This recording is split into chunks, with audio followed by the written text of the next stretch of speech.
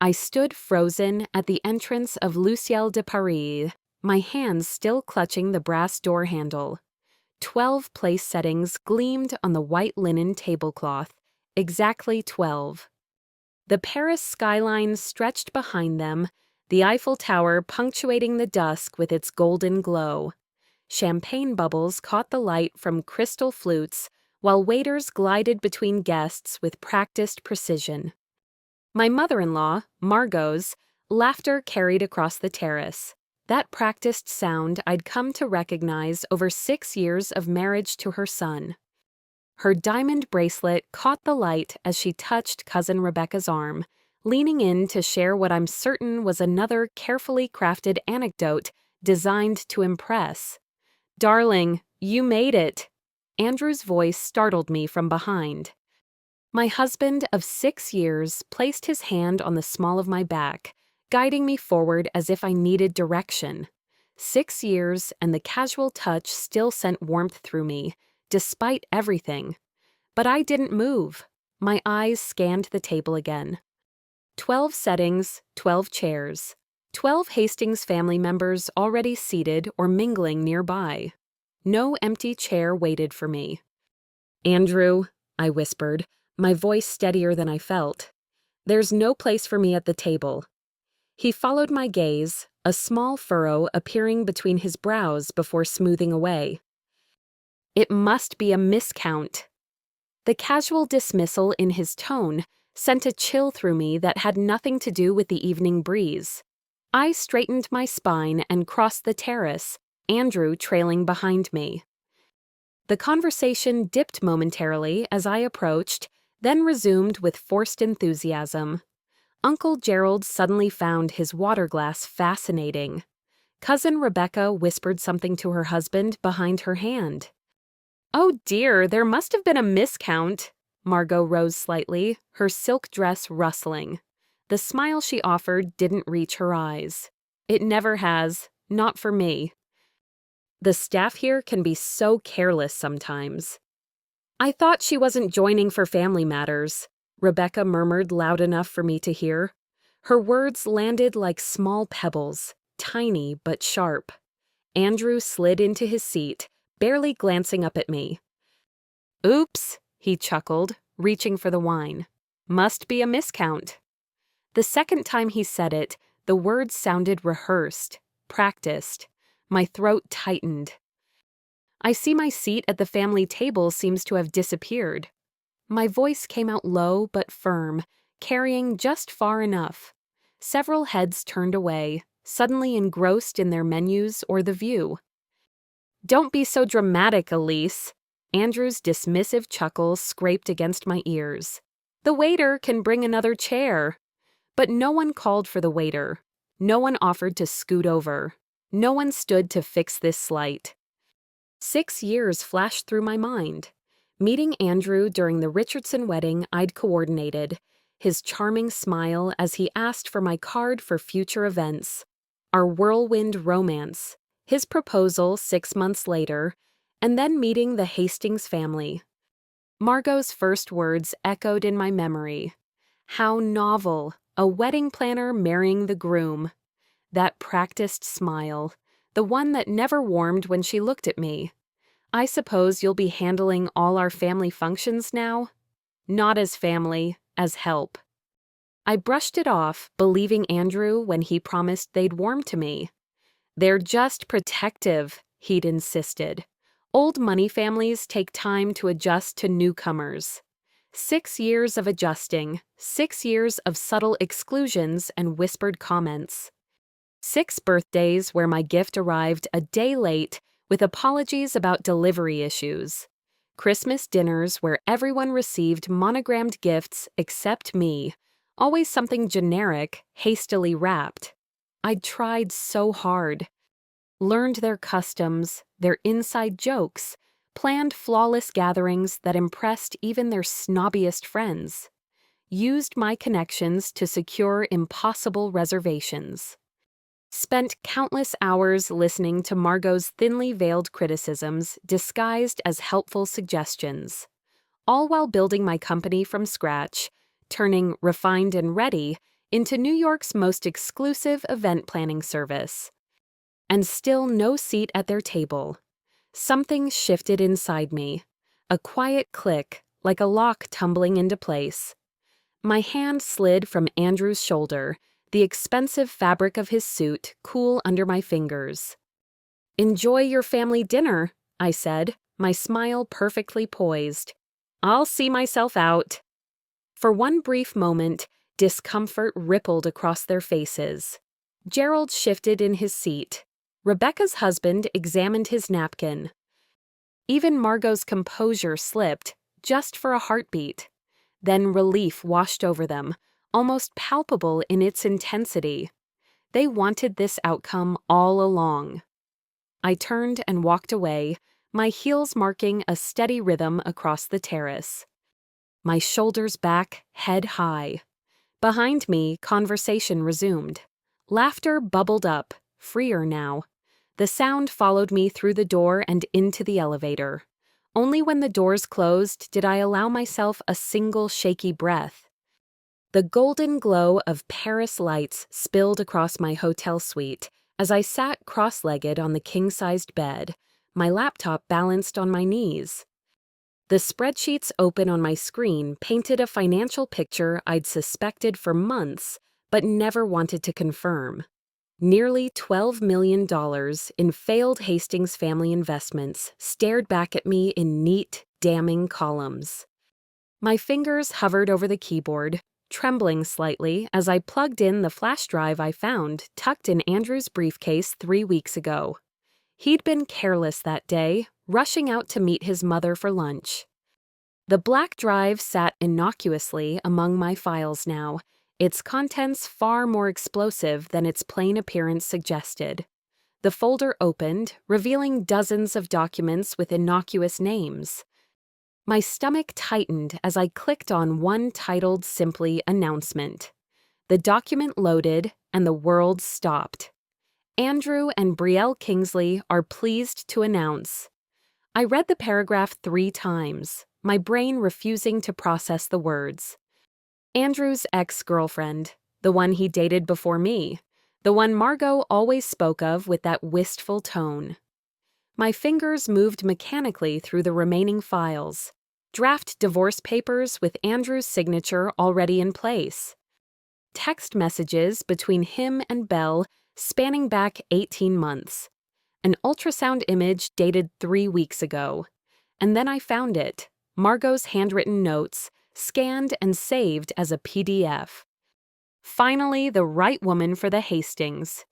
Scrolling further revealed Margot's calculated fingerprints everywhere. Emails between her and Belle going back 3 years, long before the affair even started. Lunch dates. Shopping excursions for the perfect heirloom to pass down. Margot had been orchestrating my replacement while accepting my Christmas gifts and pretending to tolerate me at family functions. The dinner tonight, the missing chair. It wasn't just another slight, it was the preamble to my replacement. Andrew sitting there, smiling at his family, champagne in hand, while planning to ambush me with divorce papers. The entire family complicit in my humiliation, rehearsing their roles in this elaborate takedown. While I sat alone in our suite this afternoon, they'd been rehearsing how to tell me that Andrew was leaving me for his pregnant ex-girlfriend. The family dinner wasn't just excluding me, it was celebrating my imminent departure. I shut the laptop and pushed it away, swinging my legs over the side of the bed. The plush carpet cushioned my bare feet as I walked to the balcony doors and flung them open. The spring air rushed in, carrying the scent of rain-washed streets and distant bakeries. 6 years of my life.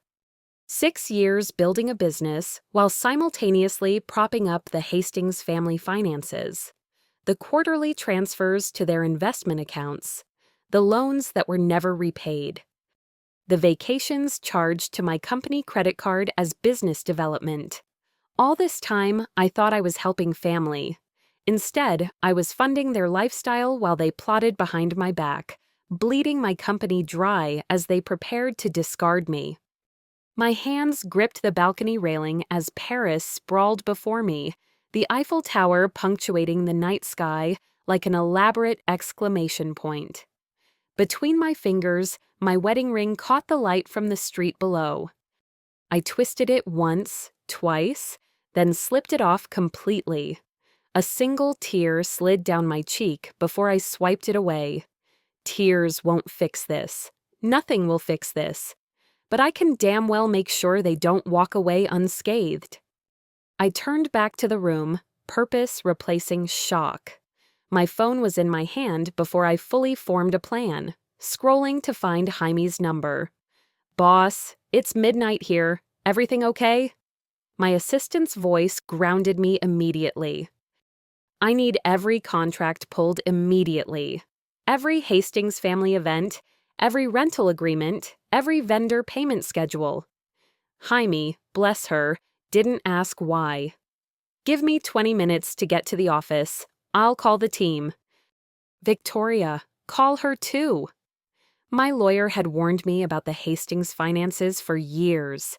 I should have listened sooner. The loyalty of my team hit me, a stark contrast to the family I married into. My refined and ready staff, who've pulled all-nighters to rescue impossible events, who covered for me when I missed meetings for Hastings family emergencies, who never complained when I diverted company resources to impress Andrew's connections. They'd been my real family all along, standing beside me while I chased approval from people who never intended to give it.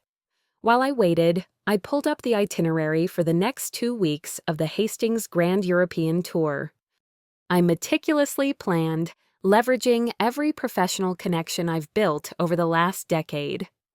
The chateau in Bordeaux, the yacht in Monaco, the private tour of the Vatican, all booked under my company's name, all dependent on my reputation and relationships, all paid for with my money while they depleted their accounts. Funding failed. Investment schemes. My phone buzzed with an incoming call from Victoria. "Tell me everything," she said, instead of hello. Loyalty in her voice steadied me further. 20 minutes later, I made the first call. The manager at Chateau Margaux answered immediately, despite the late hour. "Jean-Michel, it's Elise Hastings. I apologize for calling at this hour, but there's been an unfortunate situation with the Hastings reservation next week." My professional voice never wavered as I explained the circumstances, not the personal betrayal, but the business complications that necessitate cancellation. Jean-Michel, who has worked with me on dozens of events, asked no questions beyond what he needed to know. "Of course, Elise, we will handle this with discretion. And your personal reservation remains unchanged." "Yes, thank you." 3 more calls followed in quick succession. The yacht company, the tour guide, the jewelry house where Andrew had planned to buy Margot another tennis bracelet to replace the one. She complained about last Christmas. The hotel concierge knocked softly at my door as I hung up from the final call. His eyes held sympathy as he handed me the envelope containing the rerouted payment confirmations. "Is there anything else you require, Madam Hastings?" I glanced at my phone as it lit up with Andrew's name. "The chateau says there's a problem with our reservation." "No, thank you," I told the concierge, a calm settling over me like a cloak. "I have everything I need." My phone vibrated across the hotel desk for the 8th time in 20 minutes. Andrew's name flashed on the screen, his handsome face smiling up from the photo I took in Santorini last summer. I let it ring. "What are you doing? You'll ruin us." His voicemail echoed through the suite, voice pitched higher than his usual controlled tone. "Call me back immediately." The Parisian morning light streamed through the windows, catching dust motes that danced in the golden beams. My finger hovered over the delete button. I pressed it. 3 sharp knocks at my door broke the silence. I checked the peephole, unsurprised to find Margot standing in the hallway, wearing a powder blue St. John suit with her signature pearls. Elise! She brushed past me without waiting for an invitation. This childish behavior must stop. Do you have any idea what you're doing to this family? I closed the door softly, a strange calm settling over me like a familiar shawl. 6 years of slights crystallized in my mind with sudden clarity. The forgotten birthday invitations, the Christmas gifts without thought, the subtle corrections to my table manners. All while I built Refined and Ready from a dream into New York's premier event planning service. Our family name carries weight in these circles, she continued, voice dropping to a hiss. If you think you can damage them with a tantrum, you are sorely mistaken. The word family struck me as particularly hollow now. My phone buzzed with a text from Rebecca. We're all concerned about your emotional state. This isn't like you. Another arrived from Gerald. Let's talk this through like family. Family. The word tasted bitter now. The Hastings name isn't on those reservations, Margot. Mine is. She froze. In that moment, I saw every calculation running behind her eyes. You're nothing without the Hastings name, dear. Her diamond bracelet caught the light as she adjusted her pearls. Wedding planner playing dress up in our world. Actually, Margot, it's the reverse. I set my cup down with a gentle clink. Refined and Ready made $3 million in profit last quarter. I've built something from nothing while watching your family spend money that doesn't exist. Color drained from her face. You don't know what you're talking about. I know about the failed investment in the Singapore property group. The yacht that's mortgaged to the waterline. The line of credit you've been using to maintain appearances. I moved to the window, gazing out at the Parisian skyline. I also know about Belle and the baby. Margot's perfect posture faltered. For the first time in 6 years, I'd surprised her into silence. My laptop chimed with an incoming video call. Jaime's familiar face appeared, her red curls framing tired eyes. Behind her, I glimpsed our Manhattan office buzzing with activity despite the early hour in New York. I'm on the 9:15 flight, she said, without preamble. Victoria's team worked through the night. The documents are ready for your signature when I land. The Collins wedding? I asked, aware of Margot still standing frozen behind me. Handled. Sophia is taking point. Mark's covering everything else. I nodded, warmed by their efficiency. These connections were built on respect, not inheritance, I said loudly enough for Margot to hear. After Jaime's call ended, Margot's mask had slipped back into place, though a slight tremor in her hand betrayed her. This is a misunderstanding that can be remedied, she said, reaching for her practiced social smile. I shook my head. I have a meeting. 40 minutes later, I sat at a cafe across from Le Maurice, where the Hastings were dining. Through the restaurant's windows, I watched a scene unfold. The maitre d' approaching their table, speaking quietly to Gerald. Andrew stands, face flushed with anger, as he gestures sharply at his phone. Rebecca clutches her husband's arm, eyes wide with disbelief. Margot's stiff smile crumbles as she unclasps her diamond tennis bracelet and hands it to the manager as collateral. Your reservations have been canceled, I whispered to myself, watching Andrew stab frantically at his phone. All of them. The chateau in Provence, the yacht in Monaco, the private tours Andrew bragged about to his college friends, all gone with a few calls from the woman they never considered family, just the help with convenient connections. Back in my new suit, not. The one Margot knows about, I spread documents across the desk with methodical precision. Financial statements showing wire transfers from my accounts to Hastings family expenses. Emails between Margot and the family lawyer discussing how to limit my claim on assets when the time comes. The sweet phone rings. The concierge informs me that Mrs. Hastings has asked for my room number. Which Mrs. Hastings? I ask, though I know the answer. Mrs. Margot Hastings. She appears distressed. I'm not receiving visitors, I reply. Very good, madame. I turn back to arranging my evidence. Screenshots of Andrew's text messages to Belle over the past 18 months, including appointments with her obstetrician. Documentation of the family emergency that pulled Andrew away on our anniversary. Actually, a weekend in Lake Como with Belle. My phone buzzes with a text from Andrew. We need to talk. Meet me at the cafe on Rue Honoré at 4. My fingers hover above the screen before typing. I'll be there in 30 minutes.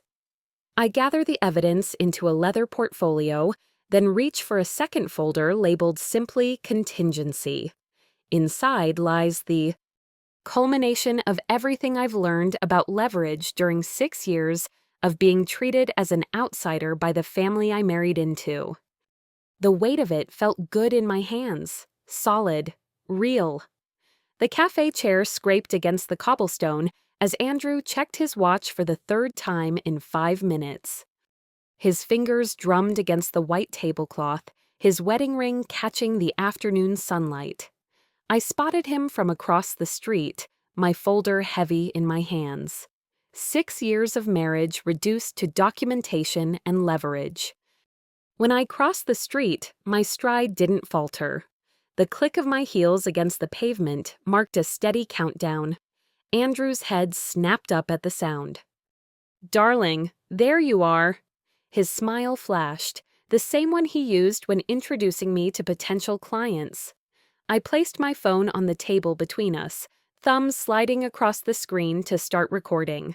The red circle pulsed, a digital heartbeat.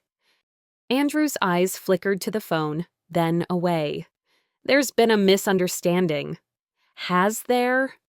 I settled into the chair, spine straight, folder positioned precisely before me.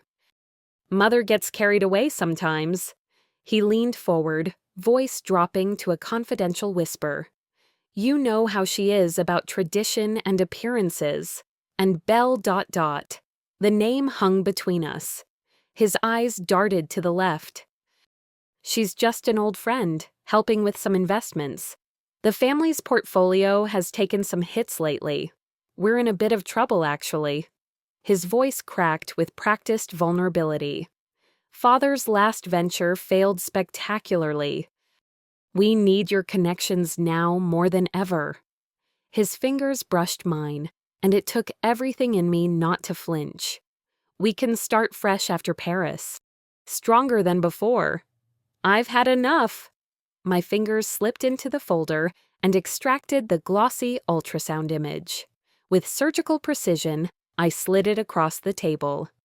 Congratulations on the baby, Andrew. 3 months along, isn't she? The color drained from his face so quickly, I wondered if he might faint. His Adam's apple bobbed as he swallowed. I've already contacted my lawyer. Here are my terms. I opened the folder, revealing the documents Victoria prepared. My phone buzzed with an incoming call. Margot's name flashed on the screen.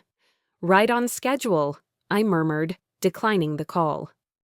Within seconds, Andrew's phone chimed. He didn't check it.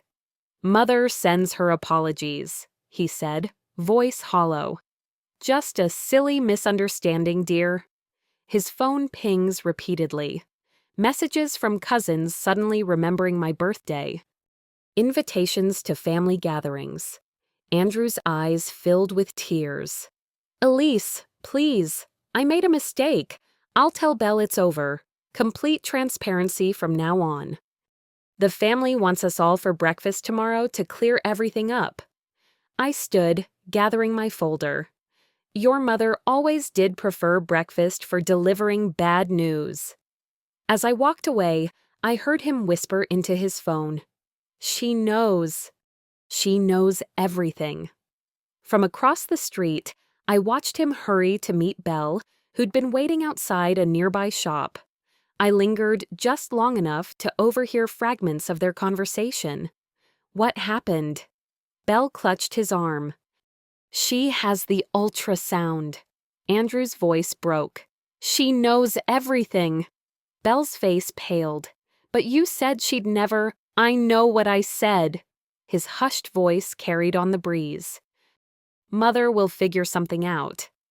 I slipped around the corner and leaned against the cool stone wall. My phone buzzed again. Margot. I answered this time. Hello, Margot. Elise, darling. Her voice dripped with honey. That dreadful business at Luciel was a simple misunderstanding with the reservations. Was it? Absolutely. She paused. We've planned a special family breakfast tomorrow. Everyone's so looking forward to seeing you. From my vantage point, I could still see Andrew and Belle. Her copper hair caught the sunlight as she gestured frantically. She looked so young, the perfect Hastings wife in the making. Of course, Margot. I wouldn't miss it. I hung up as a text arrived from Rebecca. Happy belated birthday, cousin. So sorry I missed it. My birthday was 8 months ago. Andrew and Belle had moved closer, not realizing I could still see them. That event planner girl won't know what hit her. Margot's voice came through Andrew's phone on speaker. Just stick to the plan. I stepped back into the shadows, clutching my folder tighter. The truth solidified within me. Nothing has changed. Only their tactics. Across the street, Andrew and Belle began to argue, their hushed voices growing heated. The first cracks in the Hastings facade were appearing, and I haven't even executed the rest of my plan. I sat with perfect posture in the private dining room of Le Grand Hotel, my leather portfolio placed precisely at the center of my place setting. The morning light filtered through gauzy curtains, casting a deceptively gentle glow over the Hastings family as they assembled around the table. Margot dabbed at her eyes with a monogrammed handkerchief.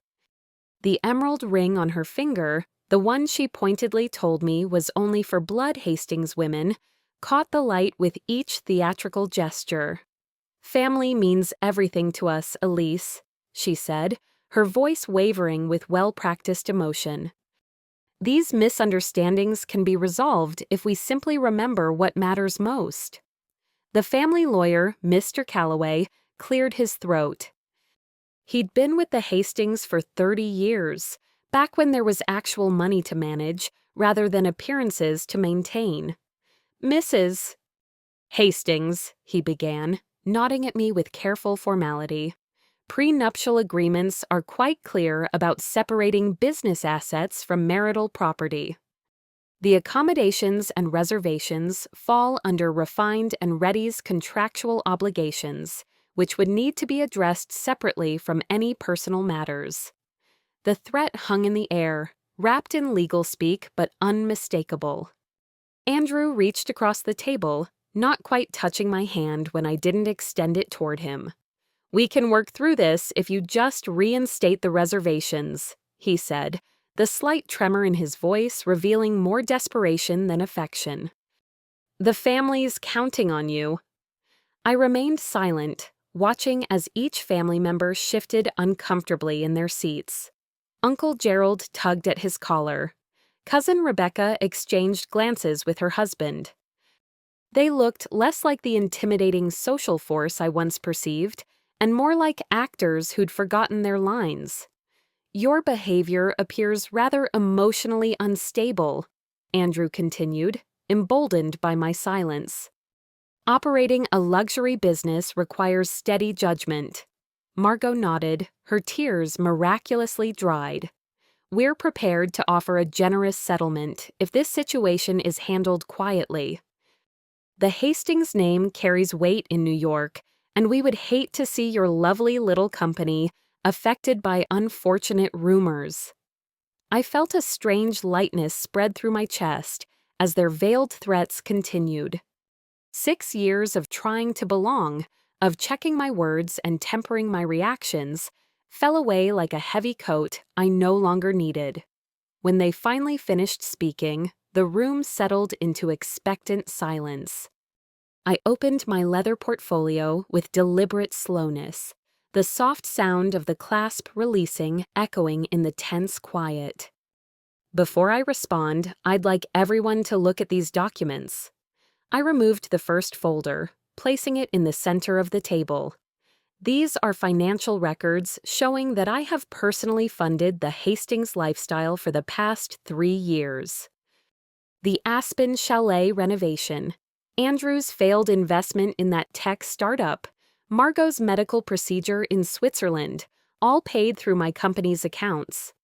The second folder landed with a soft thud. This contains proof of Andrew's affair with Belle going back 18 months. Hotel receipts, text messages, photographs. The timeline is quite thorough. Andrew's face drained of color as the folder opened to reveal a particularly damning photograph. The third document might interest you most, Margot. I slid a bound stack of papers toward her. These are your emails to Belle dating back 2 years. You were quite encouraging of the relationship. My favorite part is where you advised her on the perfect moment to announce her pregnancy to the family. The dinner in Paris seemed especially dramatic, though I wasn't supposed to be there for it, was I? The collective gasp rippled around the table like a cold breeze. Finally, I said, placing the last folder before Andrew. These are statements from 3 offshore accounts in the Cayman Islands, opened under your name, but funded through a complex series of transfers from my company's accounts. Nearly $4 million, Andrew. That's quite a nest egg. Mr. Calloway's professional mask slipped as he snatched the papers, scanning them with growing alarm.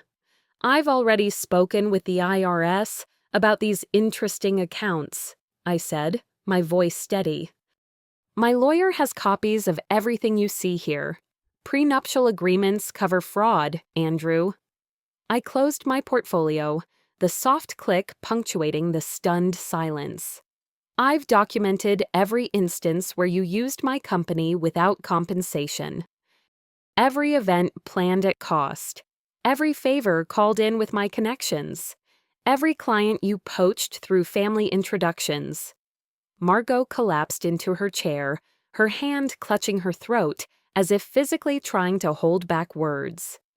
Andrew's eyes darted between his mother and the exit door. His mouth opened and closed without sound. Rebecca whispered something to Gerald, who shook his head sharply, distancing himself from whatever suggestion she made. The terms are simple, I said, removing a single document from my jacket pocket. I don't want your money. I want my dignity. Sign these papers. I placed a Mont Blanc pen, a wedding gift from Andrew's father, beside the document. You're free to leave with the Hastings name intact, Andrew. Free to marry Belle. Free to raise your child without interference from me. In exchange, I keep my company, my clients, and my reputation. No contests. No public disclosure of these documents. Andrew reached for the pen with a trembling hand, not meeting my eyes as he signed. As the pen scratched paper, I felt the weight of 6 years lifting from my shoulders. I stood, collected my evidence, and walked toward the door. Elise, Margot called, her voice stripped of its usual authority. What will you tell people? I turned back, studying their faces one last time. The truth, I answered simply. That some tables aren't worth sitting at. I stood before the floor-to-ceiling windows of my expanded Manhattan office, the morning light catching the polished silver of the Refined and Ready logo on the wall. Beyond the glass, New York pulsed with possibility, much like the life I've reclaimed. My phone buzzed with a text from the Belgian princess whose wedding we're coordinating next month. I smiled at the question about vintage champagne coupes.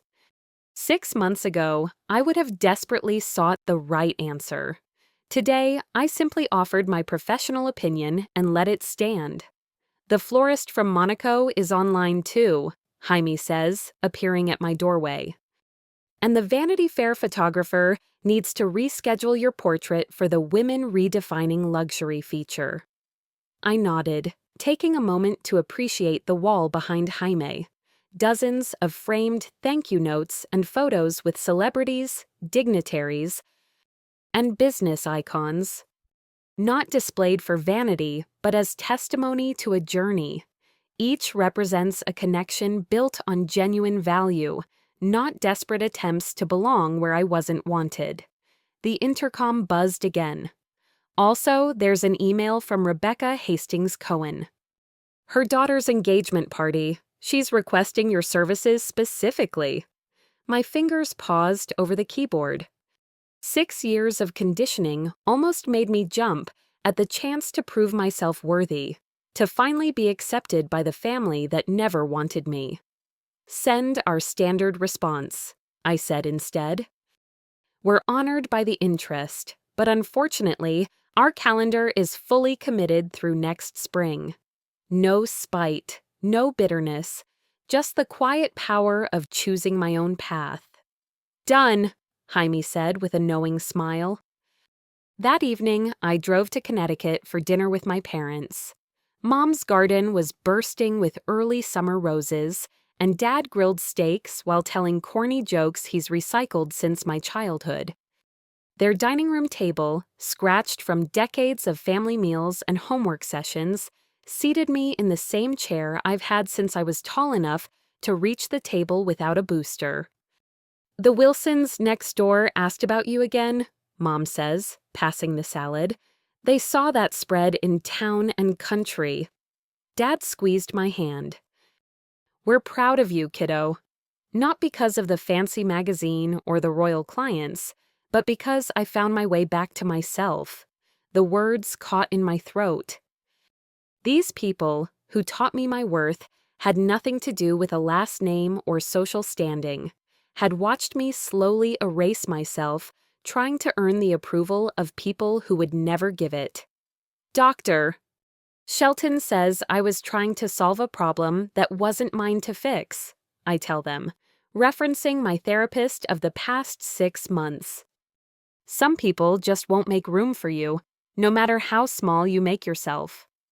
Later that week, I gathered my team at our favorite rooftop bar to celebrate signing the governor's inaugural ball. 15 faces glowed in the sunset light. People who stood by me during the darkest days, who never once questioned if I was enough. Jaime raised her glass. To the woman who taught us all about standing our ground.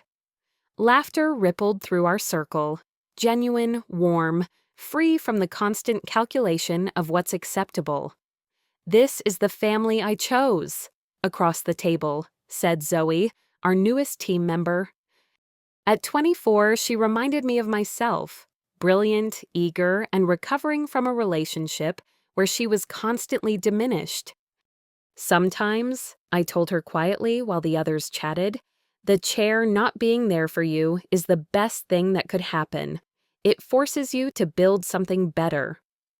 A month later, I stood on the terrace of my rented villa on the Amalfi Coast.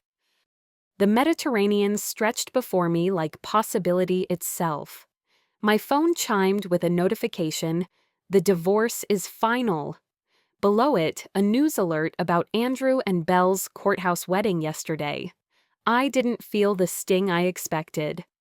Instead, something like peace settled over me as I lifted my coffee cup toward the horizon. That evening, my team joined me on the terrace, laptops and sample books scattered across the table as we planned the Vicomte's anniversary gala. Crystal glasses caught the golden Italian sunset as we worked and laughed.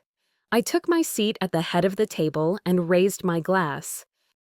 To tables worth sitting at, I said, and to carefully choosing who gets a seat. Around me, faces shone with something the Hastings never understood, genuine connection. Perhaps that's the greatest revenge of all,